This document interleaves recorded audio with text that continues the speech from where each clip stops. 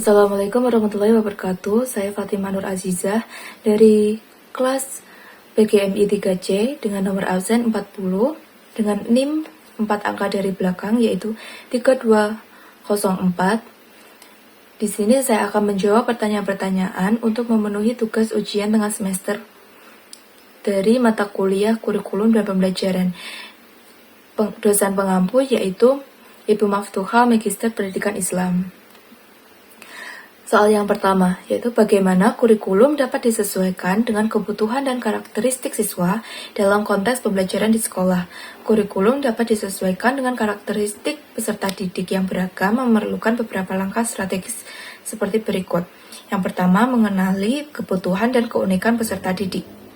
Setiap peserta didik pastinya memiliki kebutuhan, preferensi, juga gaya belajar yang berbeda.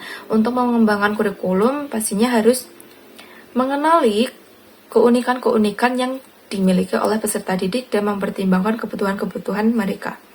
Yang kedua yaitu menetapkan tujuan pembelajaran yang jelas, karena kurikulum harus memiliki tujuan yang jelas dan terukur serta mencakup keterampilan sosial, emosional, dan juga akademik yang diperlukan untuk kehidupan. Yang ketiga yaitu menyesuaikan materi pembelajaran.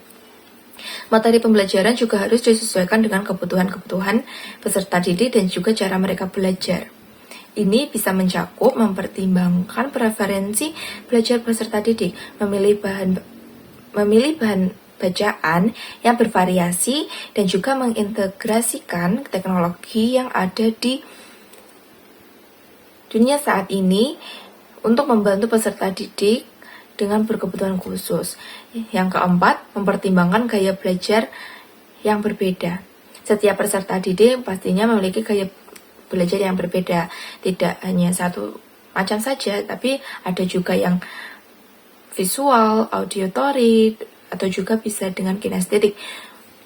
Jadi, kurikulum yang inklusif harus mempertimbangkan gaya belajar yang berbeda dan memastikan bahwa materi pembelajaran yang disajikan dalam berbagai bentuk. Yang kelima yaitu mendukung kolaborasi dan keterlibatan peserta didik.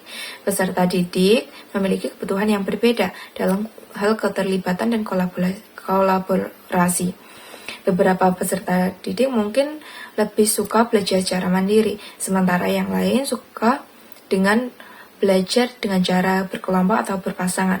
Kurikulum yang inklusif ini harus memungkinkan peserta didik untuk belajar dengan bekerja sama atau dengan cara yang cocok untuk mereka.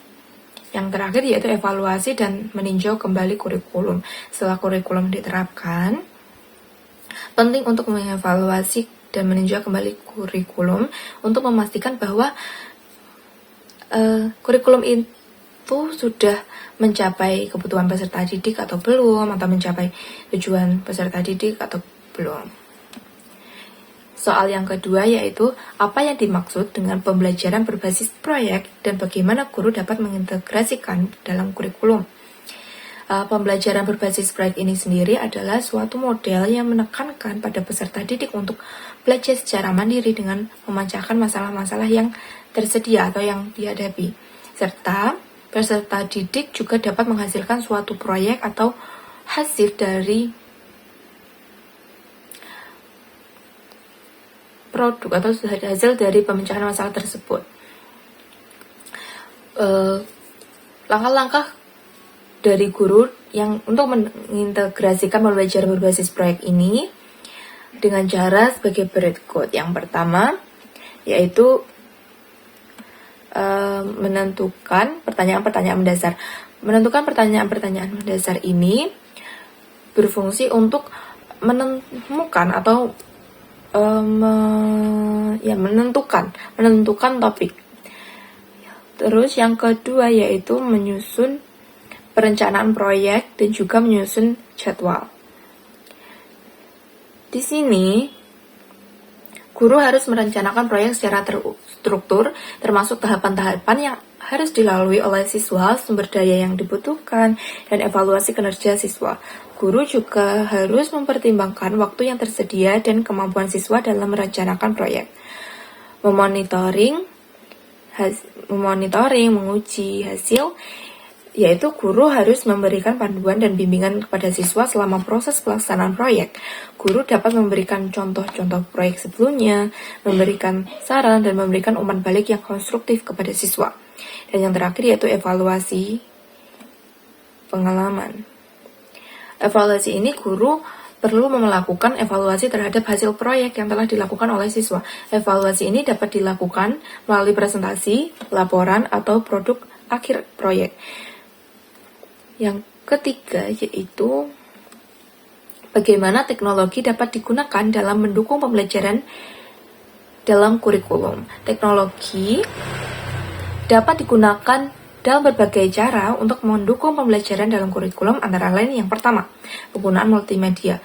Guru dapat menggunakan multimedia seperti video, audio, dan gambar untuk menggambarkan konsep-konsep yang sulit dipahami jika hanya diterangkan secara teks saja. Misalnya, guru menggunakan video animasi untuk menjelaskan proses pertumbuhan bunga, pertumbuhan hewan, perkembangan pada hewan, perkembangan pada manusia, atau bahkan menggunakan gambar interaktif untuk mengajarkan bagian-bagian pada tumbuhan. Yang kedua, penggunaan perangkat mobile. Siswa dapat menggunakan perangkat mobile ini seperti smartphone, tablet, laptop, dan lain sebagainya untuk mengakses materi pembelajaran secara online, melakukan tugas online, atau berkomunikasi dengan guru dan sesama siswa. Perangkat mobile ini juga dapat digunakan untuk mengunduh aplikasi-aplikasi pembelajaran yang dapat membantu siswa belajar dengan cara yang lebih interaktif dan menyenangkan. Kemudian yang ketiga yaitu penggunaan media sosial.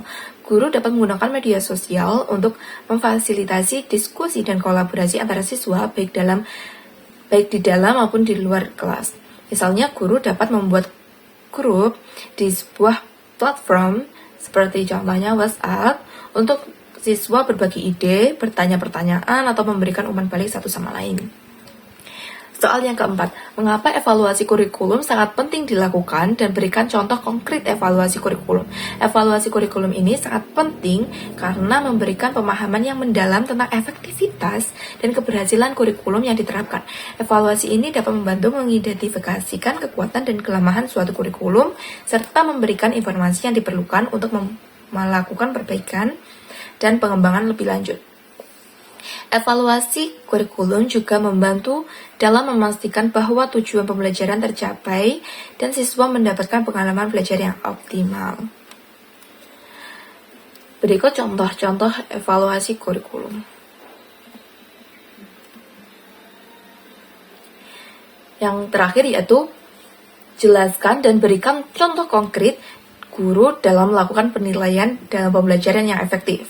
Dalam melakukan penilaian dalam pembelajaran yang efektif, seorang guru perlu memperhatikan beberapa hal seperti: yang pertama, kriteria penilaian jelas. Guru perlu menyusun kriteria penilaian yang jelas dan terukur agar siswa dapat memahami apa yang diharapkan dari mereka. Contohnya, jika tujuan pembelajarannya adalah menguasai konsep matematika, maka kriteria penilaiannya dapat berupa pemahaman siswa terhadap konsep tersebut, penerapan konsep dalam masalah, dan kemampuan menjelaskan konsep tersebut. Yang kedua, beragam jenis penilaian. Guru perlu menggunakan beragam jenis penilaian untuk mengukur berbagai aspek kemampuan siswa. Misalnya, selain ujian tertulis, guru juga dapat menggunakan penilaian lisan, penugasan proyek, atau penilaian kinerja untuk mengukur kemampuan praktis siswa. Yang ketiga yaitu penggunaan instrumen penilaian yang sesuai. Guru perlu menggunakan instrumen penilaian yang sesuai dengan tujuan pembelajaran dan kemampuan siswa. Misalnya, jika tujuan pembelajarannya adalah mengembangkan keterampilan berbicara, maka guru dapat menggunakan instrumen penilaian berupa rubrik yang menilai kemampuan berbicara siswa berdasarkan kriteria-kriteria tertentu. Yang keempat, pemberian umpan balik yang konstruktif. Guru perlu memberikan umpan balik yang konstruktif kepada siswa berdasarkan hasil penilaiannya. Umpan balik ini tuh bersifat yang harus spesifik ya, jelas, dan memberikan arahan yang dapat membantu siswa untuk meningkatkan kemampuan mereka. Misalnya, guru dapat memberikan umpan balik tertulis yang menjelaskan kekuatan dan area perbaikan siswa dalam mengerjakan tugas. Yang kelima, melibatkan siswa dalam proses penilaian. Guru dapat melibatkan siswa dalam proses penilaian dengan memberikan kesempatan kepada mereka untuk merenungkan dan mengevaluasi kemajuan belajar mereka sendiri. Misalnya, guru dapat meminta siswa untuk mengisi lembar refleksi atau menyusun portofolio belajar yang mencerminkan pencapaian mereka. Contohnya, contoh konkret dari langkah-langkah yang saya sebutkan tadi adalah ketika seorang guru matematika memberikan tugas proyek kepada siswa untuk menerapkan konsep geometri dalam mendesain bangunan. Guru kemudian menggunakan rubrik penilaian yang jelas untuk menilai kualitas desain dan penerapan konsep geometri dalam proyek tersebut. Setelah itu, guru memberikan umpan balik tertulis atau kualitatif kepada setiap siswa untuk kekuatan dan kelemahan pada desain mereka. Selain itu, guru juga melibatkan siswa dalam proses penilaian tersebut dengan meminta mereka merenungkan proses pembelajaran mereka dan menyusun portofolio yang mencerminkan kemajuan belajar mereka selama proyek tersebut. Sekian dari saya. Wassalamualaikum warahmatullahi wabarakatuh.